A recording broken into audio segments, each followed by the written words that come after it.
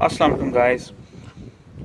आज मैं आप लोगों के लिए कूलेंट के ऊपर वीडियो बना रहा हूँ टोयोटा एक्वा के।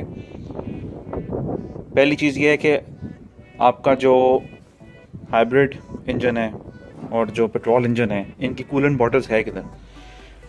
इसकी जो कूलेंट बॉटल है, उसकी कूलेंट बॉटल यहाँ पे ये सामने, और जो आपका पेट्रोल इंजन है उसकी कूलेंट बॉटल है आपकी यहाँ पे रेडिएटर के साथ। अब कूलेंट के लेवल के बारे में बात करते हैं। कूलेंट का जो लेवल है वो फुल, एफ और लो, इसके दरमियान में होना चाहिए। इस टाइम ये लो से थोड़ा सा ऊपर है,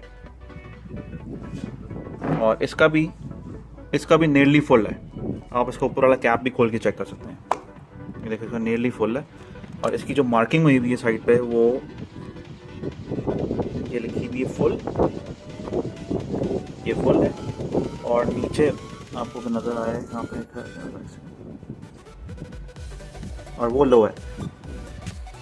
और अगर कूलेंट कम हो जाता है गाड़ी का, तो आप अपने जो पाइप्स हैं, जो होजेस होते हैं कूलेंट से जो इंजन में जा रहे हैं आपके, जैसा कि ये पाइप है यहाँ पे, ये आपका हाइब्रिड जो सिनर्जी ड्राइव है इंजन, ये उसमें जा रहा है, और इसका होज जो है वो आपका इंजन में जा रहा है। वो चेक करवा लें कि वो लीक तो नहीं हो रहे, क्योंकि इसका जो लिक्विड है वो कम होता नहीं है। और आपने जब इसमें कूलेंट डालना है तो आपने कोई कूलेंट ऐसा ही डालना जो इसके लिए बना नहीं है। आप अपनी हमेशा ओनर मैनुअल को फॉलो करें।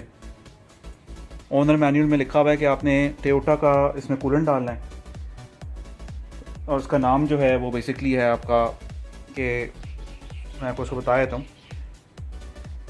जो टोयोटा का आपने कूलेंट डालना है उसका नाम है Toyota super long life engine coolant 50-50 pre mixed. 50 इसमें % जो होता है वो डिस्टिल वाटर होता है, और 50% उसमें कूलेंट जो केमिकल होता है वो होता है। और जो आपका जो हाइब्रिड इंजन है उसकी जो कूलेंट बॉटल है, उसकी जो बेसिकली जो कैपेसिटी है जितना आपने इसमें डालना है वो है 1.6 लीटर। और जो आपका इंजन है जो उसका कूलेंट है वो आपका डालेगा 5.3 लीटर। और ये आपने टोयोटा का ही कूलेंट डालना है इसमें, हमेशा कोई और कूलेंट नहीं डालना, वरना आपकी गाड़ी हीट अप हो सकती है और आपकी गाड़ी के अंदर मसला हो सकता है। अगर आपके पास टोयोटा का कूलेंट अवेलेबल नहीं है तो टोयोटा का जो कूलेंट की प्रॉपर्टीज़ है, आप उस तरह की कूलेंट ले लें, वो मैं नीचे डिस्क्रिप्शन में लिख देता हूँ आपके लिए। और कूलेंट आपने चेंज कब करना है इस गाड़ी का? अगर आपने गाड़ी पाकिस्तान से ख़रीदी है तो आप ट्राई करें कि इसका कूलेंट किसी से ख़रीदी है, अगर रजिस्टर्ड गाड़ी है तो आप 50,000-60,000 तक इसका कूलेंट चेंज कर दें।